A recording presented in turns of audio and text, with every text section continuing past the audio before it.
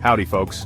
If you're like me, you respect the material you work with and understand that a project's end doesn't always mean the end of the materials. That's why we're gathering here today in my humble woodshop, surrounded by these perfectly usable scraps. See, most folks look at these and see leftovers, but I see potential.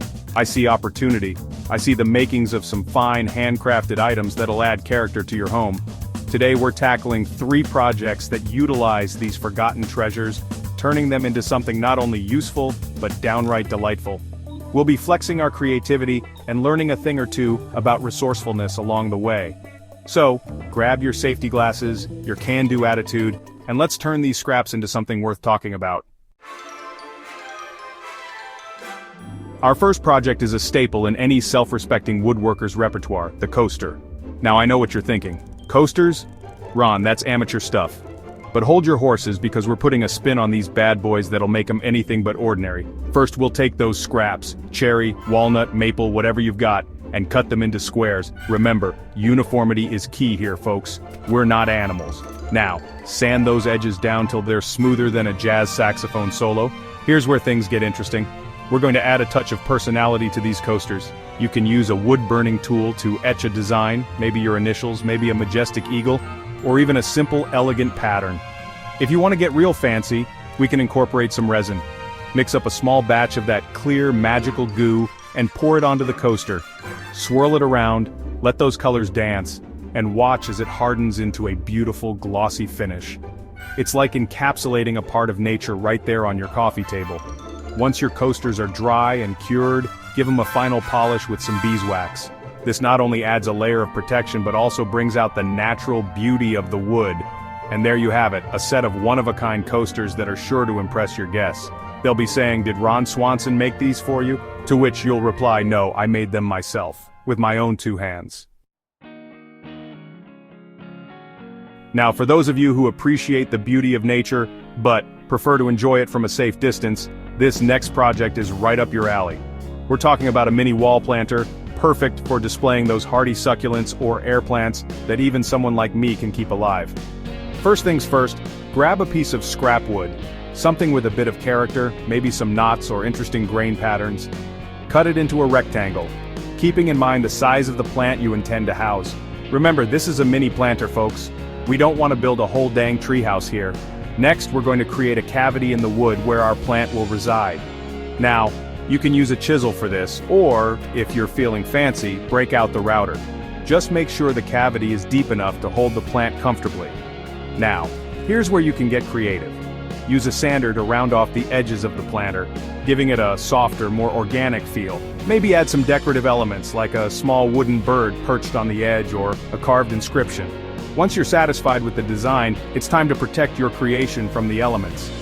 A good coat of outdoor sealant will do the trick, ensuring that your planter can withstand the occasional splash of water or stray ray of sunlight.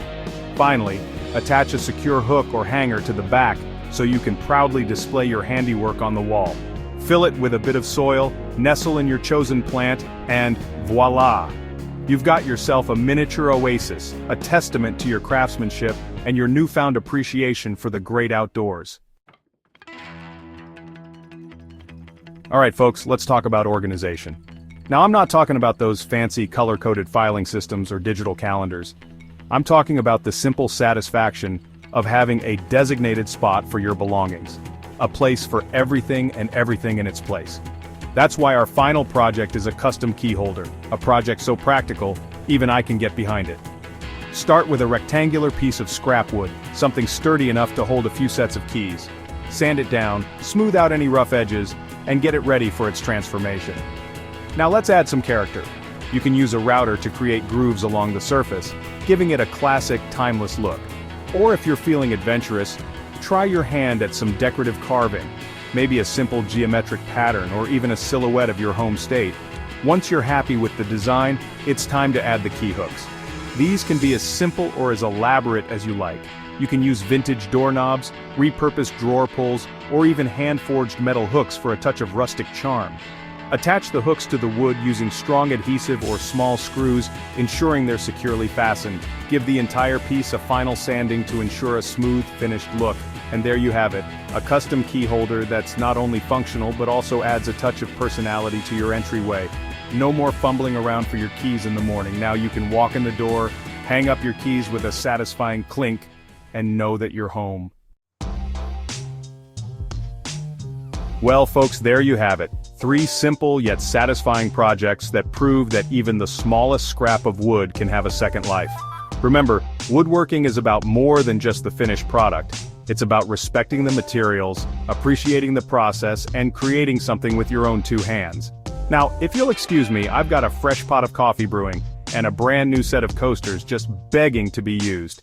Keep those hands busy, and I'll see you in the next one. Gap 2S. But wait, we're not done just yet. Before you put those wood scraps away, let's dive into another creative project that will add a personal touch to your home decor. Custom wall art. Gap 1S. Start by gathering all those small pieces of wood you have left. Different sizes and shapes are perfect for this project. Arrange them into a pattern that speaks to you, whether it's a geometric design, a heart shape, or even your initials. Gap 1S. Once you're happy with your design, glue the pieces together using wood glue, clamp them down and let them dry completely. After that, you can sand the edges for a smooth finish, and even paint or stain them to match your decor. Gap 1S. Hang your new masterpiece on the wall using some sturdy picture hangers, and voila! You've transformed what would have been scrap into a unique piece of art that tells a story.